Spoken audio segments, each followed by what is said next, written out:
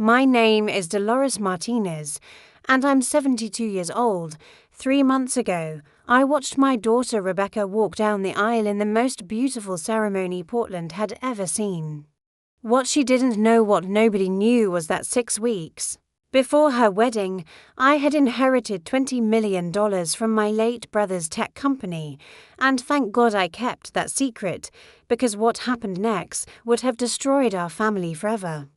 You see, sometimes the universe has a way of protecting you from your own generosity. If Rebecca had known about that inheritance, if I had been the doting mother I wanted to be and shared that news, well, let me just say that her new husband Marcus would have gotten exactly what he was after.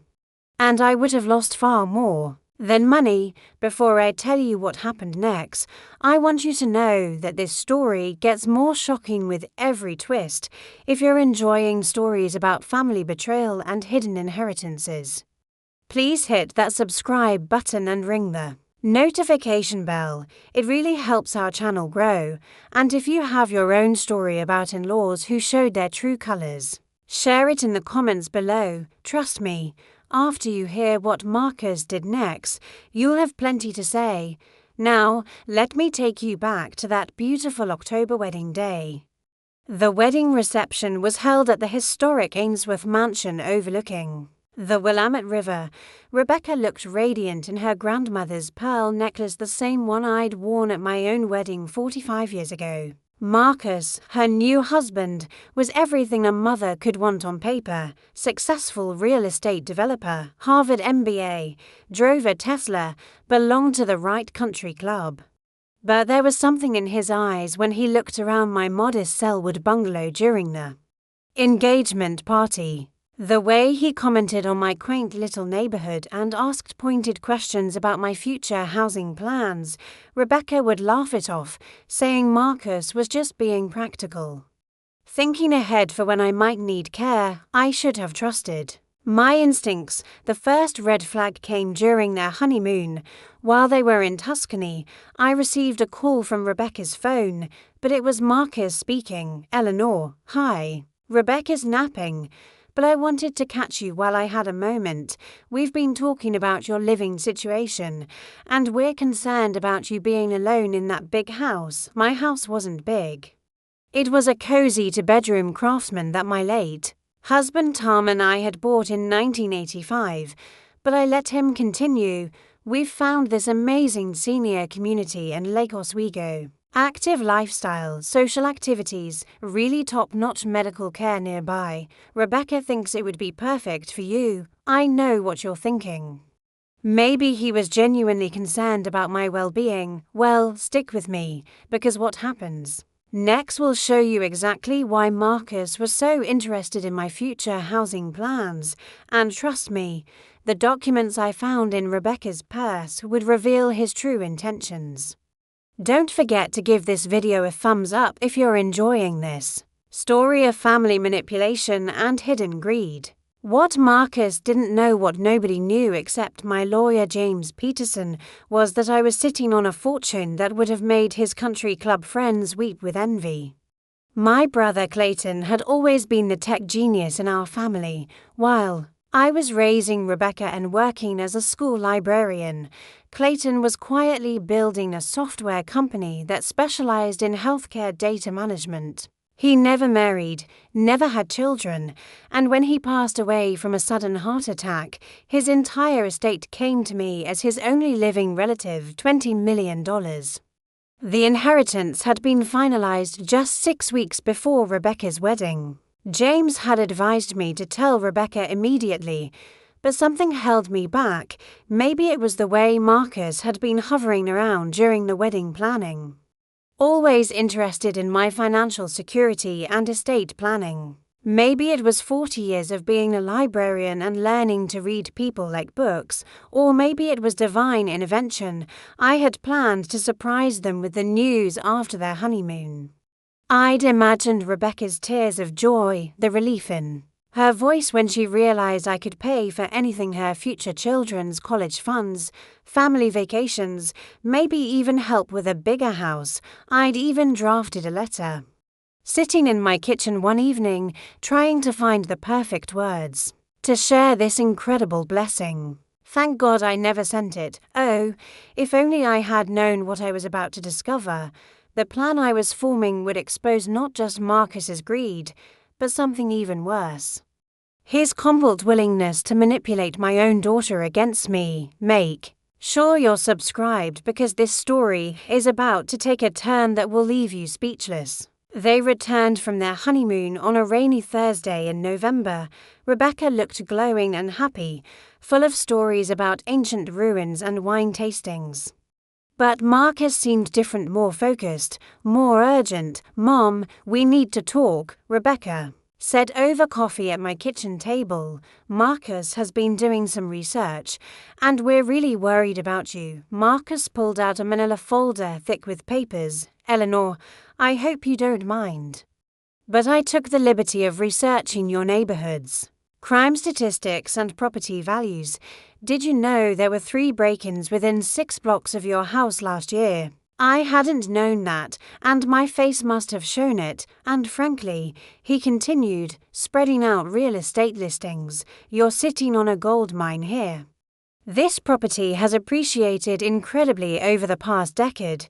You could sell this place, move somewhere safe and appropriate for your age, and have a substantial nest egg for your retirement."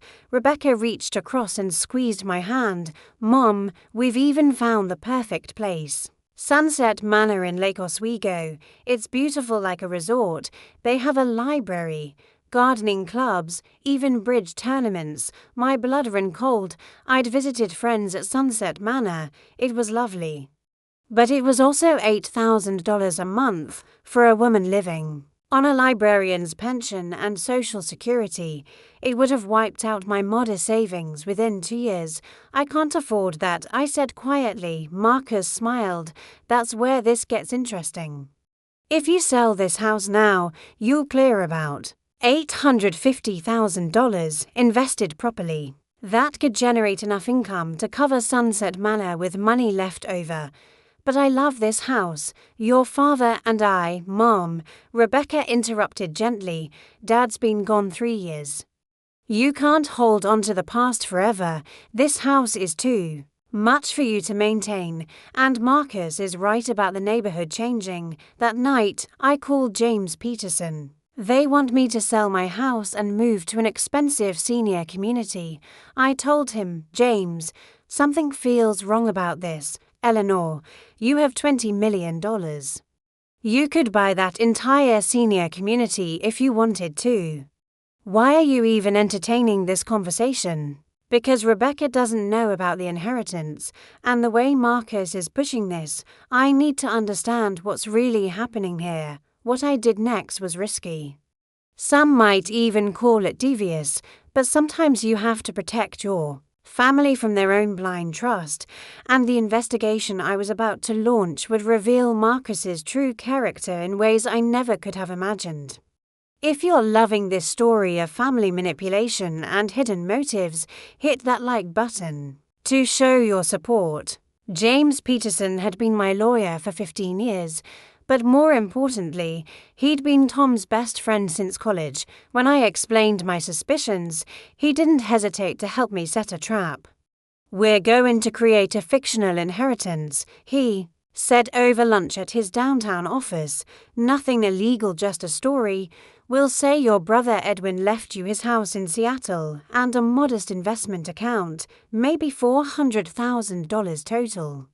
Enough to make you comfortable, but not enough to be truly wealthy." But why would I lie about this? "We're not lying, Eleanor. We're creating a test. If Marcus is genuinely concerned about your welfare, he'll be happy that you have some security. If he's after your money..." James's expression darkened. "Well, we'll see his true colors quickly enough." The next week, I called Rebecca with my carefully prepared story. "Honey, I have some wonderful news. Remember how Uncle Clayton's estate was taking so long to settle? Well, his lawyer finally called.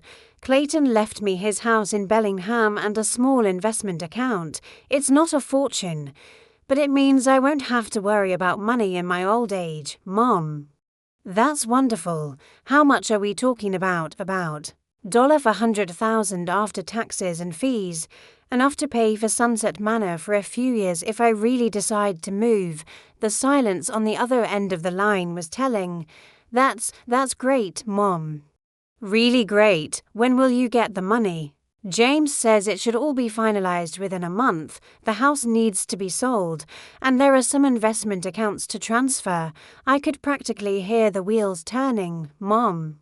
You should really let Marcus help you with this. He's so good with investments and real estate transactions. He could make sure you get the best possible deal. Oh, that's very thoughtful. But James is handling everything still. Marcus would love to take a look at the paperwork, just to make sure you're getting good advice. Ladies, what happened next broke my heart in ways I didn't think were possible, just when I thought I knew how low Marcus would sink. He found a way to go even lower, and he dragged my beloved daughter into it. If you have a situation where someone's pressuring you to make major financial decisions, you're going to want to hear this next part. Please share this story with someone who needs to hear it. The betrayal came faster than I expected, 3 days after my fictional inheritance call. Marcus showed up at my door unannounced. Rebecca wasn't with him. Eleanor, I hope you don't mind me stopping by, but I've been thinking about your situation, and I'm really concerned. He walked into my living room like he owned it, spreading papers across my coffee table. I've been doing some research on Bellingham real estate and investment management, and I'm afraid you might be getting taken advantage of. James Peterson is a small-town lawyer. He doesn't have experience with this kind of money. It's only $400,000, Marcus, only. He laughed. Eleanor, that's a life-changing amount of money at your age. One wrong investment decision could wipe it out completely. Then he showed me the documents he'd prepared. A power of attorney form, investment management agreements, and a real estate contract for my house. I've taken the liberty of getting this place appraised by a friend of mine. We could have you moved to Sunset Manor within 60 days. And I'll personally manage your inheritance to make sure it lasts as long as possible. My hands were shaking as I looked at the papers. Marcus, this is very generous. But I haven't decided to move. Eleanor, his voice took on a harder edge. Rebecca and I have discussed this extensively. You're not thinking clearly. You're 72 years old. Living alone in a deteriorating neighborhood, about to come into more money than you've ever seen. You need professional help. And if I refuse, then Rebecca and I will have to consider more formal options, adult protective services, perhaps a competency evaluation. The threat hung in the air like smoke. He was telling me that if I didn't voluntarily sign over control of my finances and my home, he would try to have me declared incompetent. That evening, Rebecca called. Mom, Marcus told me about his visit. I know this is overwhelming, but he's really trying to help, Rebecca. He threatened to call Adult Protective Services if I don't sign his papers. He's just worried about you making a mistake. Mom, you've never handled this kind of money before. What if someone scams you? What if you make bad investments? So your solution is to let your husband control my inheritance. The pause was long and painful. Mom, Marcus isn't some stranger. He's family now. He's managed his own portfolio for years, and he's made us very comfortable. Don't you trust my judgment? There it was. The manipulation was complete. Marcus had convinced my daughter that protecting me meant controlling me, and that questioning his motives meant questioning her marriage. James was right, and I knew it, but I had come too far to back down now. What happened in Marcus's office the next day would change our family forever, and the look on his face when he learned the truth was worth every moment of pain I'd endured. Get ready for the most satisfying confrontation you've ever heard. I agreed to meet Marcus at his real estate office the following Monday. I told him I was ready to sign the papers. That I'd thought about what he and Rebecca had said, and that maybe they were right about my needing help. James Peterson was waiting in the parking lot. Marcus's office was all glass and steel, designed to intimidate. He had the papers spread across his conference table, with little yellow sticky notes marking where I should sign. Eleanor, I'm so glad you've made this decision. Rebecca is going to be thrilled. She's been so worried about you. I sat down and picked up the pen. Before I sign, Marcus, I have one question. Of course, how much do you think my house is worth? Based on recent sales, probably $850,000. And how long do you think $400,000 would last at Sunset Manor? Properly invested, at least 10 years, maybe 15 if we're conservative. And what happens to my house after I sell it? Well, the proceeds would go into your managed investment account. I'd make sure every penny is working for your retirement. I set down the pen. Marcus, there's something I need to tell you. His smile faltered slightly. There is no inheritance. From Edwin, the colour drained from his face. What do you mean? I mean I made it up. Edwin died years ago and left everything to charity. There's no house in Bellingham, no $400,000, no windfall coming my way. Marcus stood up abruptly. I don't understand. Why would you lie about something like that? Because I needed to know what kind of man my daughter married. I needed to know if you cared about my well-being or my bank account. That's when James Peterson walked through the door. Gentlemen. James said, settling into a chair, we need to talk. Marcus looked confused and angry. Who are you? James Peterson, Mrs. Whitmore's attorney, and I think you'll find this conversation very illuminating.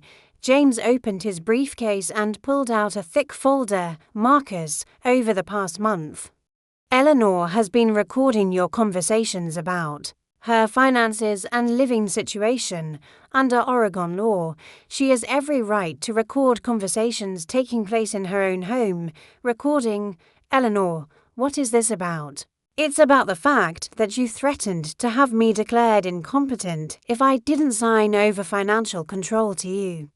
It's about the fact that you convinced my daughter that I was incapable of managing my own affairs. It's about the fact that you've been planning to sell my house and control the proceeds from the moment you married Rebecca, James continued.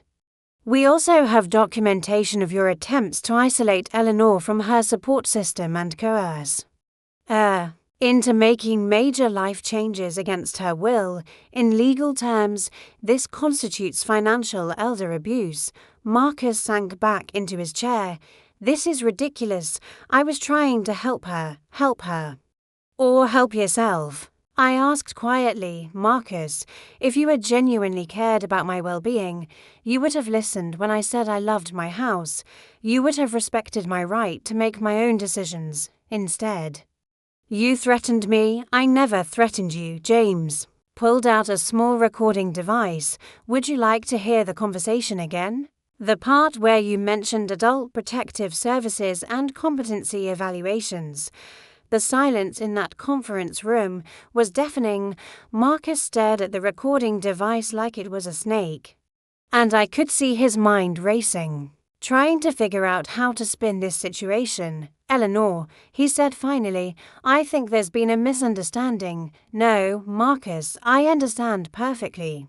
You saw an elderly woman living alone in a valuable house, and you thought you could manipulate her into giving you control of her assets. The only misunderstanding was mine. I thought you loved my daughter. I do love Rebecca. Then why were you willing to destroy her relationship with her mother to get what you wanted? That's when Rebecca walked through the door. I had asked James to call her, to ask her to come to the office. She looked between Marcus and me, clearly sensing the tension. What's going on here?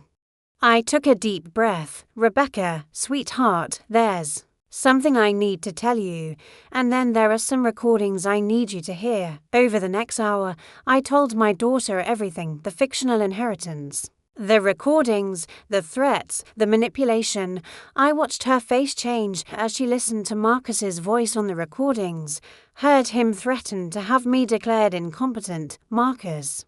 She said quietly when the last recording finished, "Is this true, Rebecca? You have to understand. Is it true? Did you threaten my mother?" He looked down at his hands. I was trying to protect her and protect us. Eleanor is 72 years old, and she's going to need care eventually. I was thinking ahead. You were thinking about her house, Rebecca said. You were thinking about controlling her money, our money, Marcus said, and immediately realized his mistake. The mask was completely off now. Rebecca stared at him in horror. Our money. Mom's inheritance would have been our money. Rebecca, we're married. What affects you affects me. If your mother makes bad financial decisions, stop. Rebecca's voice was sharp. Just stop talking. She turned to me, tears in her eyes. Mom, I'm so sorry. I should have listened to you. I should have trusted your instincts. Honey, you couldn't have known. But I should have questioned why he was so interested in your finances. I should have wondered why he was pushing so hard for you to move. Marcus stood up, anger replacing his defeated expression. This is ridiculous, Eleanor. You've destroyed my marriage over a misunderstanding. I've revealed your true character. I said calmly, that's not the same thing. Rebecca looked at her husband of 3 months. Marcus, I need you to leave. Rebecca, you're overreacting. Leave. Now. I'll talk to you when I've figured out what to do about this marriage. After Marcus left, Rebecca and I sat in that conference room for another hour. She cried, and I held her, and slowly we began to repair the damage that Marcus's manipulation had caused. Mom, she said finally, I need to ask you something, and I need you to be honest. Anything. Is there really no inheritance from Uncle Edwin? I looked at James, who nodded slightly. Actually, sweetheart, there is, but it's not for $100,000. I told her about the $20 million. I watched her face go through shock, disbelief, and finally, understanding. Oh my God, Mom, if you had told me about this before the wedding, Marcus would have gotten exactly what he was after, and I would have helped him. She was crying again. I would have encouraged you to trust him with your money. But you didn't know who he really was. Neither of us did. 6 months later, Rebecca filed for divorce. Marcus fought it, of course, but the recordings made his position untenable. Oregon is a no-fault divorce state, but evidence of financial manipulation and elder abuse certainly didn't help his case in the settlement negotiations. Rebecca moved back into my house while her divorce was being finalized. We spent long evenings in the garden, planning how to use the inheritance. We decided to establish a foundation to help other elderly people who were being financially abused by family members. We called it the Edwin Whitmore Foundation for Elder Protection. The house in Selwood remained my home, but we did some renovations. Rebecca designed a beautiful mother-in-law apartment above the garage. And we both love having our independence while staying close. Marcus tried to reconcile with Rebecca several times, sending flowers and letters claiming he'd been misunderstood. But once trust is broken, some things can't be repaired. A year later, Rebecca met David, a social worker who specializes in elder care. When I told him about the inheritance, which I did immediately this time, his first question wasn't about investments or real estate. It was whether I felt safe and whether there was anything he could do to help protect other elderly people from what I'd experienced. They're getting married next spring, and this time I know exactly what kind of man my daughter is marrying. As for the $20 million, it turns out that keeping it secret was the best decision I ever made. Not because of the money itself, but because it revealed the truth about the people in my life. It showed me who could be trusted with my heart and who was only interested in my bank account. Sometimes the most valuable inheritance isn't money, it's wisdom, and sometimes the greatest gift you can give someone is the chance to show you who they really are. I'm Eleanor Whitmore. I'm 73 years old, and I live in a cozy house in Selwood with my daughter in the apartment upstairs. I'm not lonely, I'm not vulnerable, and I'm certainly not naive. I'm wealthy, I'm wise, and I'm surrounded by people who love me for who I am, not what I have. And Marcus, last I heard, he was working for a small real estate company in Bend, Oregon. Still trying to convince people that he's a man who can be trusted with their most valuable assets. Some people never learn, but sometimes. That's their loss, not ours.